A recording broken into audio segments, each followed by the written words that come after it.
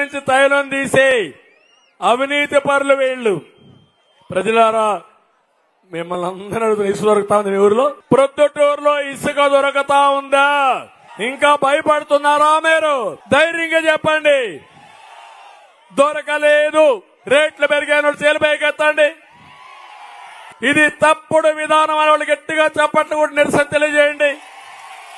ఈ ఒక్క నిర్ణయం 40 లక్షల మంది భవన నిర్మాణ కార్మికులు రోడ్డు మీద పడ్డారు. దీనికి తోడుగా ఇక్కడే ఉంది సిమెంటు, భారతీయ సిమెంటు రేట్లు పెంచుకున్నాడు. పెంచడాలే సిమెంటు. అదే మరి స్టీల్ రేట్లు పెరిగాయా లేదా? ఇసుక దొరకదా లేదా? ఎట్టిల్లు కడతారు బ్రదర్?